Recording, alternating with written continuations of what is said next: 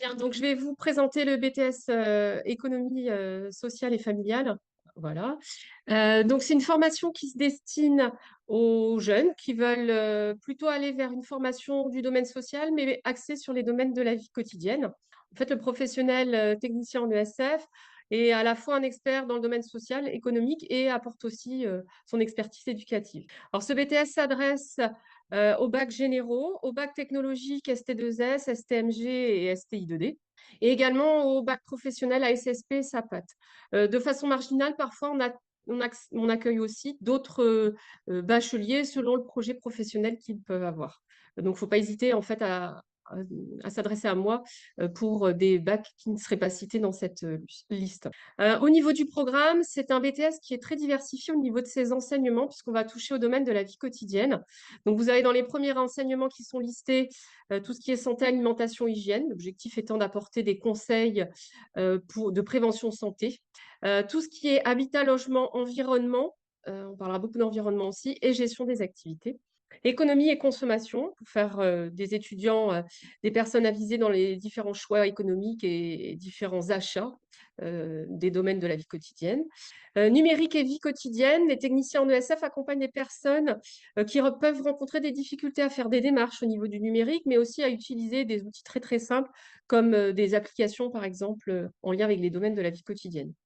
Sur d'autres blocs de compétences du BTS, les étudiants vont intervenir sur tout ce qui est animation, formation. En fait, comme le technicien en ESF intervient auprès des publics, c'est sous forme d'animation, formation. Pour lesquels il va utiliser des supports comme des jeux, des quiz, des jeux de loi, ça peut être des diaporamas aussi, des supports très diversifiés. Donc, les étudiants apprennent pendant leurs études à concevoir des supports qui sont adaptés au public qu'ils vont rencontrer. Ils voient forcément en parallèle la connaissance des publics, donc c'est la sociologie et psychologie, de façon à bien appréhender les différents publics qu'ils vont rencontrer. Également, ils verront tout ce qui est méthodologie de projet, qui permet de repérer un besoin sur le terrain, de mener une démarche d'investigation pour prouver ce besoin, et ensuite de proposer un projet sous forme d'animation-formation qui sera adapté aux besoins repérés, à la problématique repérée. Pour bâtir les outils de communication, donc il y a un enseignement de communication visuelle. Et également, c'est un professionnel qui va intervenir beaucoup auprès de partenaires, de professionnels et d'usagers. Donc, ils verront aussi tous les outils de communication écrite et orale. Il y a également un axe ressources humaines. Et enfin, de façon à appréhender toutes les problématiques du secteur social, les étudiants voient tout ce qui est politique et partenariat institutionnel également. Donc ça, c'est vraiment pour les grandes lignes des programmes des 2 années. Au niveau de l'emploi du temps, donc ici, vous avez un exemple. Bon, ça peut sembler assez dense. Par exemple, ici, le lundi matin, les étudiants sont par demi-groupe en TP avec 4 à 5 professeurs qui vont intervenir en co-animation en fonction de thématiques diverses. En fait, nous, en BTS ESF, on intervient autour de contextes professionnels qui se déclinent sur 4-5 semaines. On essaye de voir au moins près d'une dizaine de contextes sur les 2 années. Et à partir de ces contextes, les étudiants vont travailler sur des problématiques comme la précarité énergétique, la maîtrise du budget alimentaire et bien d'autres thèmes encore. Donc, ils sont 4 heures le lundi. Alors, ça peut être des TP de physique, des TP de cuisine, des TP d'entretien. C'est très, très diversifié. Après, vous pouvez voir ici qu'ils sont en demi-groupe. Donc, tout ce qui est avec des colonnes séparées, c'est parce que les étudiants se retrouvent en demi-groupe. Donc, on a quand même pas mal d'enseignements sur la semaine où les étudiants sont en demi-classe. On a un effectif maximum de 35 étudiants par classe. On est plutôt sur 30 là actuellement. Donc, ça fait des demi-groupes de 15, ce qui fait que c'est agréable d'avoir ce type de conditions de travail pour pouvoir travailler en demi-groupe et bien suivre les étudiants, bien les accompagner. On a aussi des blocs de cours, comme ici, en classe entière. On est plus sous la forme de cours, mais avec beaucoup d'interactivité avec les étudiants. On a un bloc de 2 heures de devoirs qui permet de concentrer sur la semaine une partie des devoirs. En tout cas, les étudiants apprécient de pouvoir être mis en condition aussi de préparation à l'examen, même si on est sur des épreuves qui peuvent être plus longues parfois. Et on a les actions professionnelles du jeudi après-midi qui permettent aux étudiants de rencontrer des professionnels, de mettre en place des petites actions professionnelles aussi sur le terrain avec des partenaires. Voilà, c'est une après-midi qui est plutôt vers les publics et les partenaires. Donc, on est sur 26 heures de cours par semaine. TD et TP confondus. Alors ensuite, les objectifs de la formation. Donc, à travers la formation, les étudiants et futurs professionnels seront amenés à participer à la réalisation des missions des établissements et des services sur la base de l'expertise dans les domaines de la vie quotidienne, comme j'ai pu vous le dire tout à l'heure. Il va aussi intervenir pour impulser des évolutions dans les comportements individuels, mais aussi collectifs, puisqu'il peut intervenir à la fois soit auprès de public de façon individuelle, ou bien de façon collective dans les structures dans lesquelles il peut intervenir, avec toujours à l'esprit aussi un contexte de développement durable qui intervient beaucoup dans l'aspect environnement aussi de la formation. Et donc, le technicien de l'ESF accompagne aussi les personnes dans l'accès aux droits des publics, dans la compréhension des démarches à effectuer et des sites aussi sur lesquels ils ont des démarches à faire.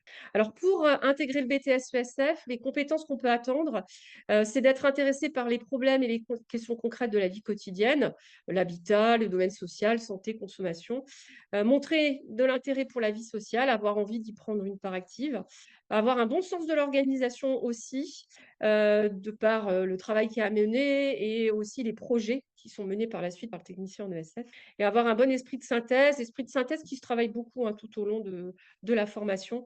On s'adapte aux différents étudiants qui viennent de bacs très, très, très diversifiés et on y va progressivement dans l'apprentissage des méthodes d'analyse et de synthèse notamment. Et tout au long de la formation, on demandera aux étudiants de prendre de plus en plus d'initiatives et beaucoup de travail en équipe. Il y a beaucoup de travail par binôme et en équipe tout au long des travaux pratiques, travaux dirigés en BTS. Et après, dans son métier, le technicien en ESF est amené à travailler de toute façon en équipe. Alors, ensuite, après le BTS ESF, les étudiants, on dira, la moitié des promotions se destinent à être conseillers en économie sociale et familiale. Donc, c'est un diplôme du travail social de même niveau que éducateur spécialisé, assistante sociale, éducateur de jeunes enfants. Donc, ce diplôme se fait en un an après le BTS ESF et permet de travailler dans des structures qui emploient des travailleurs sociaux en équipe pluridisciplinaire. On a aussi des étudiants qui se destinent à d'autres poursuite d'études que le travail social. Il y a des licences pro très, très diversifiées. Alors, je vous en ai décliné quelques-unes sur le diaporama, mais il y en a d'autres en fonction des domaines qui intéressent les étudiants. Donc, on peut avoir la licence pro accompagnement des publics spécifiques avec des déclinaisons soit de l'enfance, des personnes vulnérables ou de la gérontologie. Licence pro éducation à la santé, projet d'animation ou encore dans tout ce qui est management du logement social ou chargé de gestion sociale. On a également des licences plus généralistes comme sciences sanitaires et sociales, sciences de l'éducation. On a quelques enseignants tous les ans qui se destinent à aller vers les métiers de l'enseignement. Et licence AES pour qui préfèrent l'aspect économique du BTS. Après le BTS, on peut directement travailler. Les débouchés sont toutefois limités, je préfère le dire. Il vaut mieux suivre ses études sur au moins une année de licence pro ou diplôme d'état de conseiller en ESF. Pour les quelques étudiants qui travaillent actuellement, on en retrouve comme référent famille en centre social, animateur médiation sociale au sein des centres sociaux, par exemple des maisons de quartier, des chargés de gestion locative chez les bailleurs sociaux, des animateurs prévention santé, donc là c'est plus auprès de mutuelles, par exemple, de santé, et responsable de la vie quotidienne dans un service, là ça va être dans des établissements comme des CHRS, foyers ESAT, EHPAD parfois aussi. Donc, c'est assez diversifié. On a aussi une ancienne étudiante qui est technicienne en ESF dans une recyclerie. Et donc, pour finir, voilà, les aspects positifs de la formation, ce que la formation peut vous apporter. Cette formation, elle est organisée en cours professionnel, comme je vous l'expliquais tout à l'heure. En équipe, on essaye de rendre de rendre très concrète la formation à partir de contexte. On situe le technicien en ESF dans une structure auprès de public et tous les enseignements sont déclinés autour d'un plan de formation en contexte professionnel. Les enseignements sont très concrets avec des applications très pratiques dans tous les différents enseignements, ce que les étudiants apprécient beaucoup. Il y a une grande pluridisciplinarité qui fait du technicien en ESF un professionnel très polyvalent et reconnu sur le marché du travail, particulièrement reconnu pour son expertise dans les différents domaines de la vie quotidienne, mais aussi l'intervention.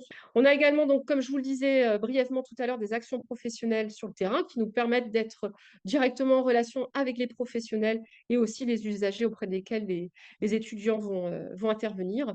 Et on fait régulièrement intervenir des professionnels et des anciens étudiants. Et juste pour finir, je vous préciserai également qu'il y a des stages. Il y a 13 semaines de stage, 6 semaines en première année, 7 semaines en deuxième année. Donc, c'est sur une période à chaque fois.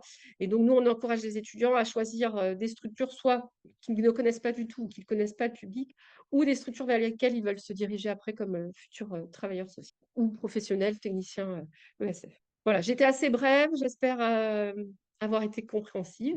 Et je vous invite à me poser des questions tout à l'heure si vous le souhaitez. Merci Madame Kraff. Je passe la parole à Monsieur Barin-Verman. Alors, merci beaucoup pour cette invitation à parler pour moi de la licence sciences sanitaires et sociales. Je vais partager donc le PowerPoint et vous parler donc de la licence sciences sanitaires dont je suis le responsable.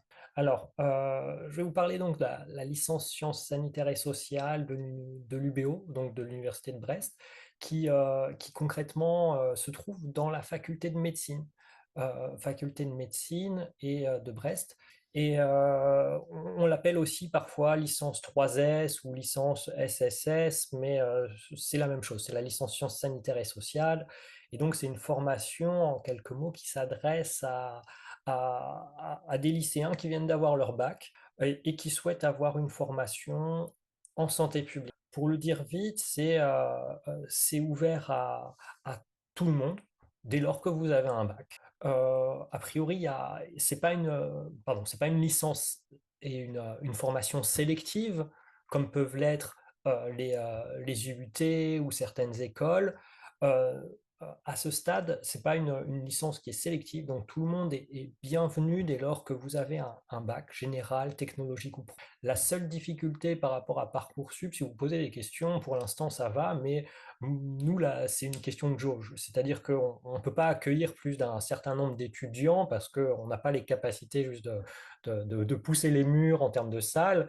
Mais pour l'instant, ça va. Donc, on a 100 en L1, donc en première année, un peu plus de 140 inscrits cette année. Une petite augmentation par rapport aux années précédentes. Et donc, c'est des étudiantes qui viennent d'horizons assez diversifiés, bac général, bac technologie, bac pro, et quelques étudiantes euh, qui sont dans la reconversion, donc qui font une formation continue après avoir fait d'autres études ou un travail. Euh, Il n'y a pas, c'est-à-dire que le niveau pour entrer, il va déterminer votre réussite, bien sûr, hein. Si vous êtes un bon élève au lycée, souvent, ben, vous avez plus de facilité après à l'université. Mais un bac technologie ou un bac pro peut valider sa licence. Je ne mets pas de conditionnel, pardon. C'est donc des cours qui portent sur la santé publique, qui portent sur différents enjeux de santé publique, que ça soit, je vais y revenir après, mais la santé au travail, les addictions, le handicap. Et donc on l'appréhende, ces questions, à partir de différentes matières. De la biologie, de l'anatomie, des sciences sociales appliquées à la santé, donc économie, droit, sociologie. Voilà pour cette petite présentation. Voici un exemple d'emploi du temps d'une semaine, là la semaine prochaine, ou cette semaine, pardon, pour les L1, donc les premières années. Vous pouvez voir que c'est assez chargé, mais en fait, il y a quelques cours où parfois c'est par groupe. Donc, c'est pas tout le monde qui fait qui, par exemple, le jeudi après-midi, là, le lieu penser le social, et ben, il y a groupe, vous voyez, groupe 4, groupe 3, groupe 2, donc c'est par groupe. Il faut avoir en tête que il y a à peu près, je dirais, 18 heures par semaine de cours, et le reste, c'est du temps libre qui, euh, qui est pensé notamment pour le travail de révision, le travail de préparation des examens, travail d'approfondissement des heures d'enseignement. Dans la mesure où, à la différence des BTS, voilà, l'université, la L1, la sciences sanitaires et sociales, suppose une grande autonomie des étudiants. Euh, c'est donc une licence qui se valide en 3 ans. C'est une licence qui se valide en 3 ans pour avoir 180 ECTS. Et après, c'est une licence qui n'est pas professionnalisante. Donc la suite logique de la licence sciences sanitaires et sociales, c'est un master. Je vais revenir après là-dessus sur les débouchés, mais Je vais vous dire que tout simplement, les objectifs, c'est de donner les bases de la santé publique. C'est donc comprendre différents défis de la santé publique, que ce soit la santé au travail, la question du travail paramédical, les questions de l'intervention sociale, du handicap, des addictions, de la promotion, prévention de la santé, et donc ça dans une perspective pluridisciplinaire. Les compétences et donc les cours qu'on va donner, c'est à la fois des cours avec des enseignements très généraux, biologie, anatomie, épidémiologie par exemple, pour acquérir des compétences transversales sur la santé publique par exemple, sur le handicap, sur la santé au travail. Et puis aussi, ce que j'ai mis des compétences polyvalentes, ça c'est tout ce qui est langue, donc on va faire de l'anglais, de l'informatique, des statistiques, la méthode de travail à l'université. Donc ça, c'est des cours assez classiques dans toutes les licences, hein. Généralement, vous trouvez de l'anglais, des statistiques peut-être, ou de l'informatique qui vous aident à avoir des compétences plus polyvalentes. C'est aussi une LAS et une mineure pass. Donc là, je n'entre pas forcément dans le détail de ces questions-là, mais donc c'est une licence qui donne une licence, mais certaines étudiantes s'inscrivent en LAS, c'est-à-dire qu'elles souhaitent passer les concours de médecine, maïeutique, donc sage-femme, odontologie, pour devenir dentiste ou kiné. Grâce à la LAS, voilà, elles peuvent essayer de passer ce concours-là. Et c'est aussi une mineure pass, c'est l'autre système qui permet d'entrer dans les formations donc de médecine, odonton, kiné et sage-femme. C'est une mineure pass, c'est-à-dire que vous avez un enseignement, une base de cours en santé et une mineure, c'est-à-dire deux UE, deux cours supplémentaires qui sont rattachés à la licence sciences sanitaires et sociales pour valider la passe, si vous voulez. Je ne rentre pas dans les détails, vous aurez, je pense, un exposé et des présentations sur les enseignements en santé et la médecine.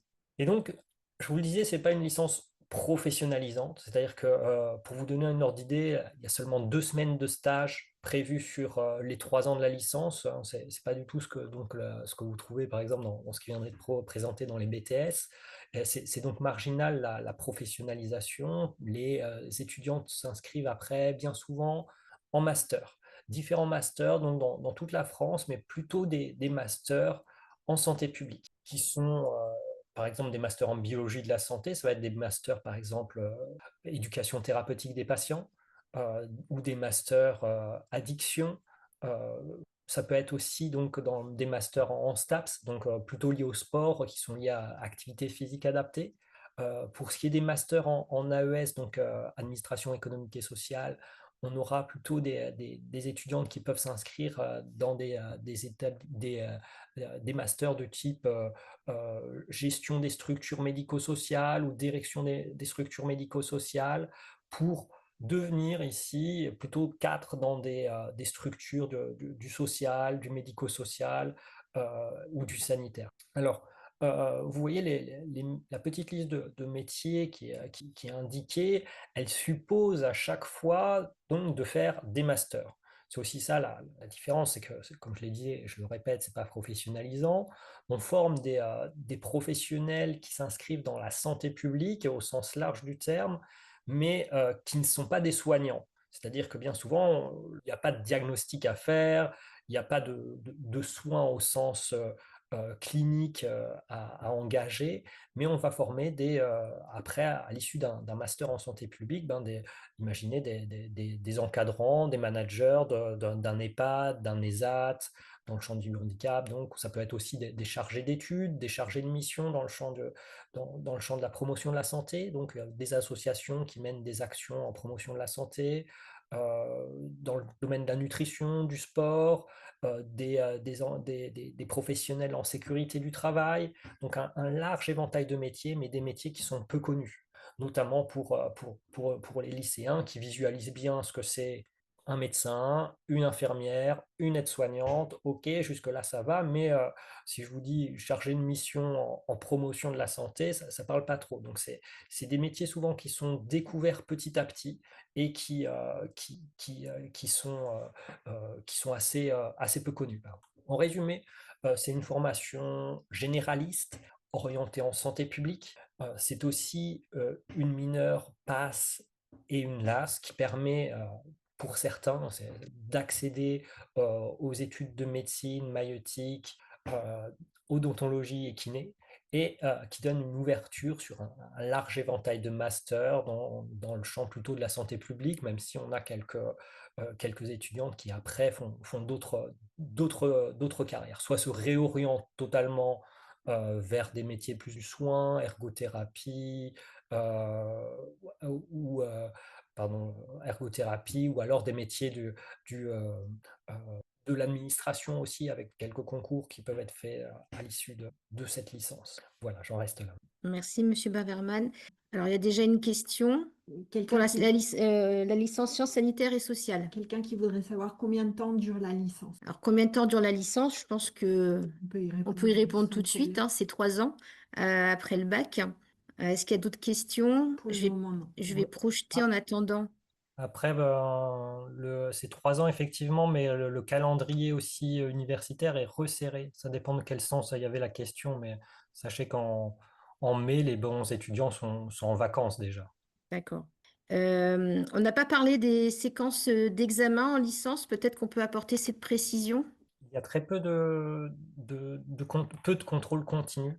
Et donc, c'est le système de l'université qui repose sur deux sessions de partiels, 2 sessions d'examen principaux avant les vacances de Noël et en avril, qui prennent une place importante dans les notes. Euh, mais sinon, pardon, tout l'éventail des évaluations sont possibles, allant du QCM à la dissertation, des petites questions, des devoirs à rendre, des oraux, des écrits. Euh, mais la particularité de l'université et de cette licence, dans la plupart des licences généralistes, c'est qu'elles reposent sur un contrôle terminal important. D'accord.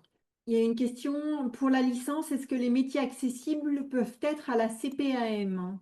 Et Euh, est-ce qu'il y a de la psychologie? Oui, ça peut être des métiers qui sont à la CPM, pourquoi pas. J'ai pas une connaissance précise, j'ai pas d'exemple en tête d'anciennes étudiantes qui seraient à la CPM, mais toutes les structures administratives du champ médico-social, sanitaire ou social peuvent être des métiers des débouchés possibles.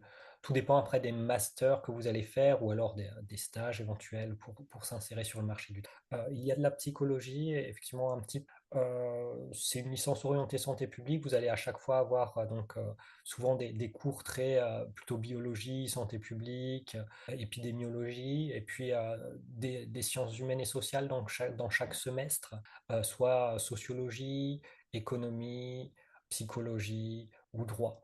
Euh, et de manière à donner aussi des compétences en santé publique orientées à partir des sciences humaines et sociales. Alors, il y a une question il y a quelqu'un qui demande si on peut faire dentiste plus tard en suivant cette formation, c'est-à-dire vraisemblablement en faisant une LAS. Oui, c'est ça. Il y a différentes manières de faire dentiste, hein. Vous aurez sûrement une présentation plus exhaustive, mais il faut passer donc le concours pour pouvoir prétendre aux études de dentiste, odontologie. Et donc, il y a plusieurs parcours possibles, soit passer par une LAS. Différentes LAS sont possibles. Il n'y a pas que la LAS sciences sanitaires et sociales. Faut voir ce qui vous convient le mieux ou alors une mineure passe. Sachez que vous verrez, mais les concours, que ce soit médecine, dentiste, maïeutique ou sage-femme, pardon, sage-femme ou kiné, euh, sont très compétitifs finalement. Et donc, ça nous amène beaucoup d'étudiants, mais seulement une petite partie finalement seront admis en médecine, dentaire, sage-femme ou kiné. Alors, on a Alors, une autre. on- On a une autre question. Quelqu'un qui voudrait être psychologue en criminologie. Est-ce que cette licence peut amener vers la psychologie en criminologie? Euh, c'est effectivement quelque chose qui peut être attirant pour les fans Attends, je vais de remettre true le son. crime, les séries policières, et je le comprends. Euh, Toutefois, orientez-vous plutôt vers la psychologie ou vers des études en criminalité. Il n'y a pas trop ici, mais plutôt vers police, voilà, police scientifique, pourquoi. Ok, alors je me présente Madame Guichard, donc je suis la coordinatrice du BTS SP3S au lycée du Puy-de-Dôme à Brest. Alors je vais rejoindre ma collègue un petit peu, donc Madame Graff, hein, puisque les élèves hésitent parfois entre le BTS ESF ou le BTS SP3S. Donc on va voir qu'on n'est pas sur les mêmes notions et que en fait les débouchés peuvent être différents. Donc voilà pour la petite introduction. Alors ensuite que je reprenne mon diaporama. Hop. Alors, tout comme le BTS, vous voyez la diapo numéro 2 là? Non? Non, oui, non. Non. Non, mince. Alors, attendez, je vais la mettre là. Hop. Voilà. Voilà. Donc, alors nous accueillons en fait des élèves qui viennent d'horizons divers et variés, hein. On a pas mal de bacs technologiques ST2S, STMG également, puisque la particularité du BTS SP3S, c'est qu'on a en fait des cours de gestion de la structure et donc parfois des élèves qui se dirigent vers les ressources humaines. On accueille également énormément de bacs professionnels voilà, d'horizons divers et variés, hein, que ce soit des bacs pro SSP, SAPAT, gestion administration. On a des étudiants aussi oui, qui viennent de bacs généraux. Et on accueille aussi pas mal d'étudiants en réorientation, donc qui ont déjà été en première année de licence, hein, toutes licences hein, diverses et variées, et qui intègrent en fait le BTS après une année de licence, après avoir en fait établi des choix professionnels plus précis. Donc, ben, c'est comme tout, hein, une admission sur dossier via Parcoursup, avec en fait des blocs de compétences qui sont au nombre de 4, donc pas énormément de matière dans ce BTS. On axe beaucoup sur l'une des matières principales, c'est l'accompagnement et la coordination du parcours de la personne. Parce qu'il faut savoir que le BTS, le technicien SP3S, va en fait aider un usager, n'importe quel usager, dans un parcours en fait plutôt administratif. Voilà. Tout comme ma collègue de SF, on travaille beaucoup sur la démarche de projet, puisque les élèves en deuxième année doivent aller en stage et mener un projet en fait de A à Z. Donc ça, c'est vraiment une expérience de terrain. Souvent, on croit que le BTS SP3S est très administratif. Donc souvent, les étudiants nous disent oui, moi, j'ai pas trop envie de travailler derrière un bureau toute ma vie, etc. C'est pas du tout le cas. En fait, tout dépend de l'orientation que vous voudrez faire et de vos choix professionnels.